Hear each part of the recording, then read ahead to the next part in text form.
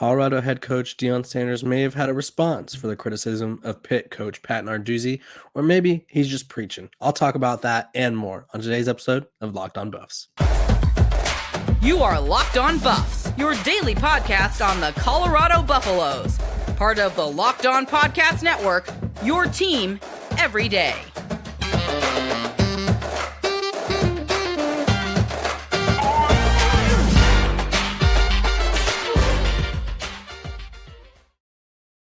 What is up, everybody? This is Locked On Buffs. I am your host, Kevin Borba. In today's episode, we're going to be talking about what I think is Coach Prime's response to the criticism he's been facing from Pitt coach Pat Narduzzi. We're also going to be talking about ESPN's involvement in the Pac-12 deal and what that means for Colorado to the Big 12. I think that's starting to heat up again, so I'll discuss that. And then at the end of the episode, we're going to be talking about where Colorado ranks in terms of the Pac-12 after spring, according to On3, which you guys probably will not agree with, but we got to discuss it anyway before we start diving into all these previews and stuff as the season gets closer. Okay, before we start, though, this episode is brought to you by Bird Dogs. Go to birddogs.com/lockedon, and when you enter promo code LOCKEDONCollege, they'll throw in a free custom Bird Dogs Yeti-style tumbler with every order. Go check it out.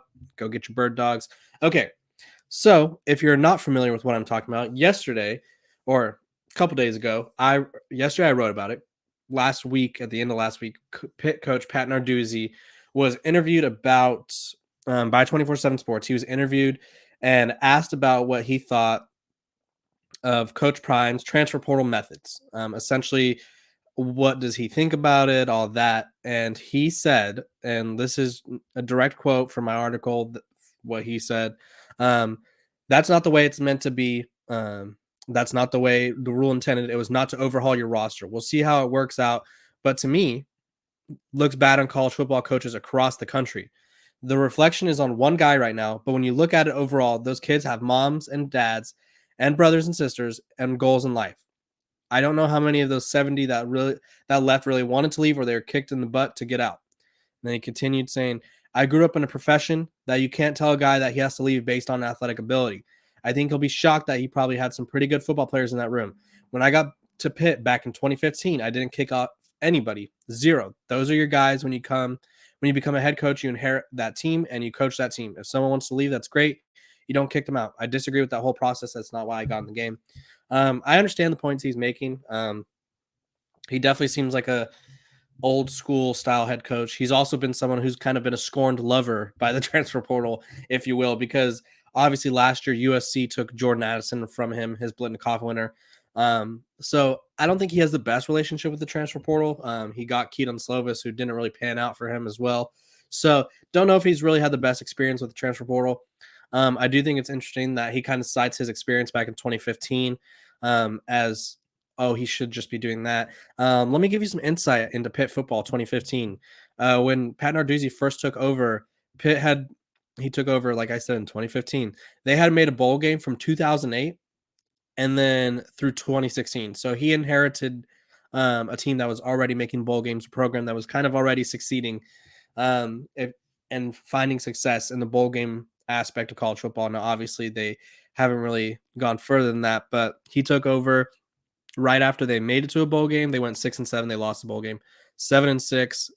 6-7, 6-7, 8-5, 10-3. So he inherited a team that was consistently making bowl games, and then has the audacity to kind of compare that to Colorado's 1-11 roster. Like that's the same thing. We'll pretend that's the same thing. But either way, Coach Prime, who doesn't really respond to critics. Well, I mean, if he had to respond to critics, I feel like he'd be there all day. I think a lot of people are starting to come out of the woodwork to throw some shots at him. It gets them clicks. It gets kind of some attention to whatever site they're representing. But let me get some better lighting on myself there. There we go. Here's Coach Prime's response on Twitter. He tweeted this at 6:07 a.m. today. So I get 6 or 7 my time. That's probably 7 a.m. his time. He says, why are you so concerned about what folks say about you? Are you afraid that the things they say are all lies or a lot of truth? You do know your critics has critics, so how could you possibly allow them to define you? Be who God called you to be and don't concern yourself with people's perception and misconception of you. I feel like that is a kind of a response to Narduzzi implying that Coach Prime was just kicking everybody off and is bad for college football. Um, I just feel like Pat Narduzzi's stance on the transfer portal is, especially since he's someone who's kind of avidly gone against the portal multiple times and talked about how it's not the way it is right now isn't good for college football. It's hard to take him seriously when he's criticizing Coach Prime. It's also hard to take other coaches seriously because Pat Narduzzi couldn't do this if he wanted to. I'm gonna be completely honest. I don't think. Well, I'm sure he could kick off 50 players. I'm sure he could get a bunch of guys to leave. I don't think he could upgrade at. I would say Colorado's upgraded at least at a minimum 80% of their positions. I would say the only positions that they really haven't um, upgraded that much, maybe offensive line is a mystery to me. I think they have potential upgrades, but I don't know. But even then, if they upgrade on 80% of the positions, that's way better than last year's roster. I don't think Pat Narduzzi could put together a crazy transfer portal class. Let me look at his transfer portal class right now. And we'll kind of base it off that. Obviously, he's not rebuilding his program, but I just don't think he has that ability to recruit transfers that well. So, Colorado Pitt has signed 6 transfers. They currently hold the number 56 transfer class in the country. Their top transfer is an offensive lineman from Cal. Malcolm Epps, a tight end from USC in Texas, who he's fine. A running back from LSU. They did get Phil Dracovic, which is a quarterback who I'm pretty high on, and then Christian Valou, a Penn State quarterback, and then a safety out of Florida. So they got the guys that they got were decent. I'm not gonna bring down their class, but I also kind of think some of this criticism about Coach Prime's transfer portal usage is, I won't say jealousy, because obviously no college coach should be jealous of another college coach unless everyone's saying they're jealous of Nick Saban. I could agree with that, but you shouldn't really feel jealous about how another coach runs his program. But I think he knows that he wouldn't be able to do the same, so maybe it bothers him a little bit. Either way, Coach Prime is clearly unbothered. He's not going to let the criticism of one coach, a media member, anybody bother him. He's going to run his program the way he thinks is correct, and so we'll just have to wait and see whose method works the best. Okay. Before we move on, this episode, like I said earlier, is brought to you by our sponsor, Bird Dogs.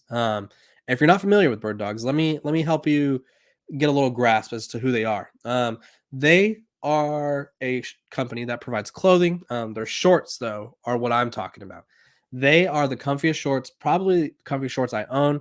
Their comfort is they have like a stretchy fabric, so they're loose on the waistband, but they're tight wherever, like they support you. Versatility. Like when I talk about the fit, guys, for my fellas out there, they're loose where you need them to be, tight where you need them to be, supportive where you need them to be. You could wear them golfing, you could wear them swimming, you could wear them to play slow pitch softball. I did that last Thursday. I was playing some slow pitch softball Thursday nights. That's what I do. We won 11-1. Not that you care, but I was rocking my Bird Dog shorts out there, getting compliments. They were super light, super comfortable. I think I gained some speed on the Bates pass. I won't lie to you.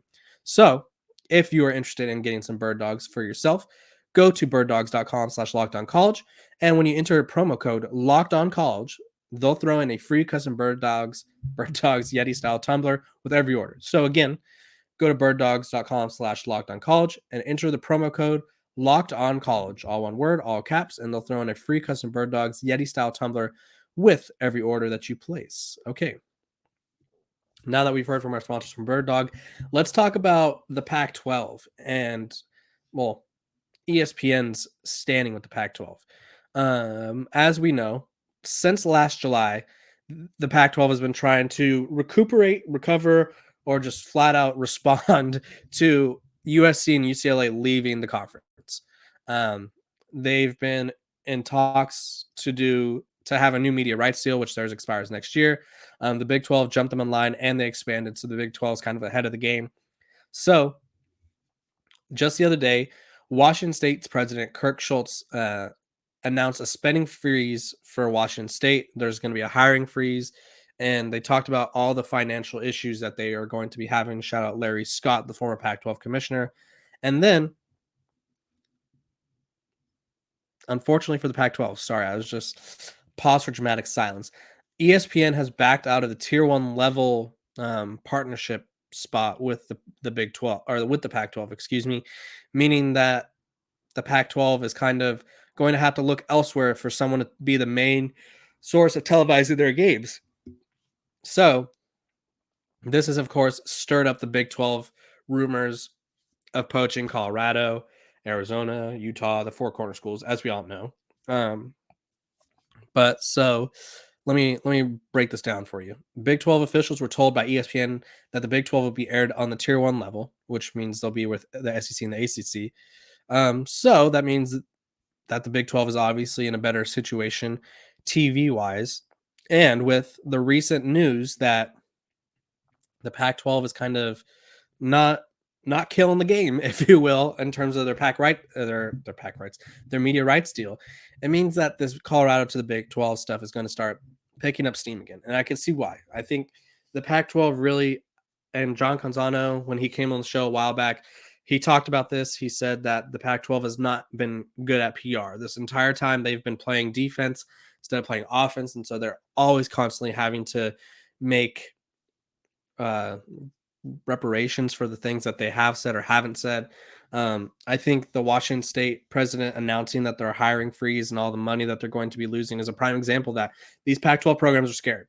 And they should be. I don't think, unless George Kliavkoff or Kliavkoff, I forgot how to say his name. I don't like to try to pronounce names if I know I'm not going to confidently say it correctly. So President George, as long as he is there and is unable to, I don't know, provide a timeline, legit timeline, because the Pac-12 has had like 6 timelines throughout the year and they haven't met any of them, obviously. So as long as if they're not able to provide a timeline, then the Pac-12's future is in jeopardy. And so Colorado is a former Big 12 member. Obviously, having Coach Prime makes any program more attractive. That would make the Big 12 more attractive, having Coach Prime. And honestly, here's the thing. If the Pac-12 could get a deal similar or greater than the Big 12, no program is going to leave the Pac-12 for the Big 12. It's just not worth it. But if the Pac-12 is going to underperform, underdeliver a deal, Colorado has a legitimate chance to be the face of the Big 12. With Coach Prime, obviously that helps, but the Big 12 does not have a single marquee brand in its conference right now. It's just a conference of, I would say, second-tier brands. I think the biggest brand they have is probably TCU, and even then, TCU's only the marquee brand because of their playoff success this past season, which, I mean, not to knock, but 1 year doesn't make you a marquee team. Other than that, none of the teams they added are marquee teams, marquee brands. They're well-known brands, like BYU is a very well-known brand, obviously with their affiliation with the church, but they're not a marquee brand. Cincinnati, they're about to have a huge decline. They lost Luke Fickell. So everything that they were is not going to be anymore. UCF, decent brand, but not going to swing the scales anywhere. I think realistically, the only brand in college football in the Big 12 is Oklahoma State. And even then, they're kind of on the downslope right now. So Colorado could easily come in, if they were good right away, be the face of the Big 12. I think that's a tempting thing for them. Obviously, we'll have to wait and see what happens because Colorado has to go through the Board of Regents and they have to have public meetings. So we'll kind of have a sense of what they're doing because they have to do it publicly. Unlike USC and UCLA, who were able to just blindside everybody. Well, especially USC because they're a private school. UCLA did get in trouble with the UC Regents, but they're kind of washed their hands and they're good to go. So Colorado to the Big 12, picking up steam again. I'll keep you guys updated on that because I think this is something that not everybody's interested in, but you should be, because if the Pac-12 dissolves, then Colorado's going to have all new rivals, all new scheduling, and you guys will have all new places to travel to, I guess, if you follow the Buffs on the road. So I will keep you updated. Again, I want to thank you guys for making Locked On Buffs your first listen every day. We are free and available wherever you get your podcast and on YouTube. So make sure to check us out, subscribe, follow us wherever. I appreciate you guys, my everydayers. I appreciate you. I appreciate your questions. I've been getting some good questions, so I'm going to be doing a mailbag probably on Friday. I want to do Friday mailbags to conclude the episode. So if you have any questions, put them in the comments below. I make sure to go back at least for the last week or so, because that's when I started asking for questions. And so we'll be able to discuss those. But yeah, I appreciate you guys. Thanks for tuning in every day and talking some Buffs football with me. Okay, last segment of the day. Colorado was obviously huge rebuild, huge remodel. They're adding transfer portal talent. They got 5 Florida State guys. They got Travis J, Brendan. They got Gant. They got the defensive lineman. They got Omarion Cooper. They got Alton McCaskill, their Houston running back, who's probably the transfer I'm most excited about for the Buffs. They got some receivers. They got a little bit of this, a little bit of that. Completely different roster from the spring game. Yet, in the latest On3 rankings, post-spring rankings is what they were called, Colorado came in at number 11. The only team that they were ahead of was Stanford. So let me read you what let me see whose name is what his name the writer's name is. Jesse Simonton, I believe is how you say it. This is what he had to say about the Buffs.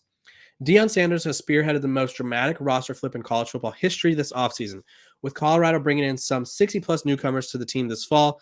The Buffs have certainly landed some notable impact transfers, but even sniffing a bowl game with this group would be a major boom, I think, for Sanders. I think it's meant to say boom for Sanders in year one. We don't know quite what to expect from quarterback Shedeur Sanders in the jump from FCS to Power 5. And even with all the portal additions, Colorado's offensive and defensive lines still rank towards the bottom of all Power 5 teams. Colorado has a brutal schedule in 2023. They play 9 Pac-12 games plus non-conference games against TCU and Nebraska, so it's best to temper expectations despite the buzz Sanders has generated this spring.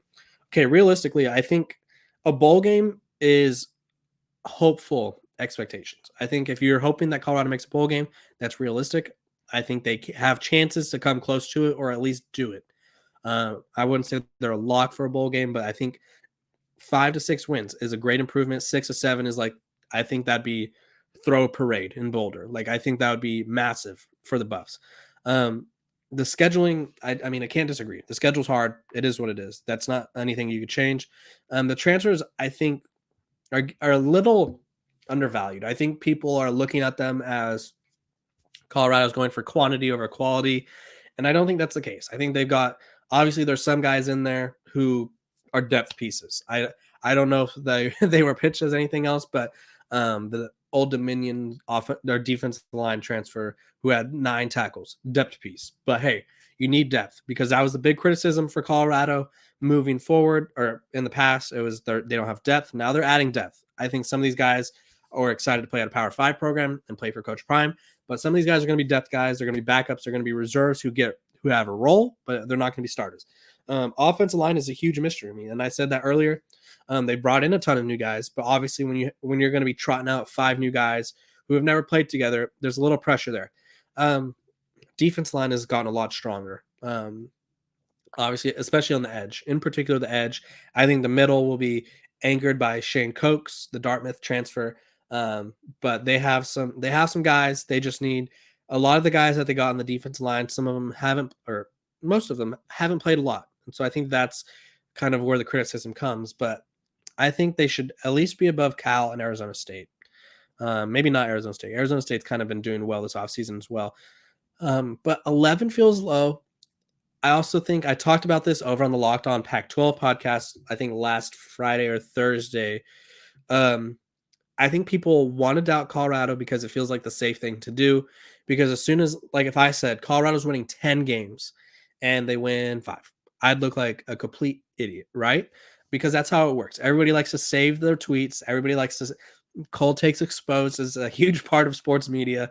Everybody likes to be like, oh, he said that they're going to win this many games, and then they didn't. So I think people would rather be like, I'm just not confident that they're going to win a lot, and be wrong that direction than be all in on Colorado and then Colorado fizzles. I do think, though, that the Buffs have a much improved roster. I think if you could somehow scrimmage the spring team, the roster that they had at the spring game with this roster, and just like everybody had played together and like skipping the fact that they haven't done anything together, obviously this team would smoke the spring game team. But obviously we can't do that, and we'll just have to we're going to see who emerges, because Coach Prime brought in all these transfers. Safety position, there's so many. They have 4 or 5 starting caliber safeties. Corners, they have 3 or 4 starting caliber corners. Linebackers, same thing. They have starting guys. Defensive line, they brought in a ton of edge rushers. So the position battles are going to be vital. I think how quickly these guys can emerge and fall will help the team succeed in the season. But again, when you have so many new pieces, it's going to be difficult. I think there's going to be position battles all the way up until close to week 1, at least, probably 2 weeks before. I think there's going to be some unsettled position battles. So the coaches really need to make sure everybody understands the playbook. They know who the best personnel is, and they just need a little luck, honestly. A little luck never hurt anybody, but I don't know if I think 11's too low. I think they should be at 9 or 10 for now, and then work their way up. But I see why. There's a lot of unknowns with the team still. So as long as there's unknowns, they're going to continue to be doubted, and that's just the kind of situation that Colorado finds themselves in. But it is what it is, I guess. Thank you guys for joining me on this great episode of Locked On Buffs. I appreciate you. We are free and available wherever you get your podcast. Make sure to like, subscribe, share this with everyone. I want to get to 10,000 subscribers by the beginning of the season. We're nearing 2,000. And obviously that's a big ask, but the more subscribers, the more content, more guests I could bring for you guys. So appreciate you guys. I'll see you guys tomorrow. Have a great day.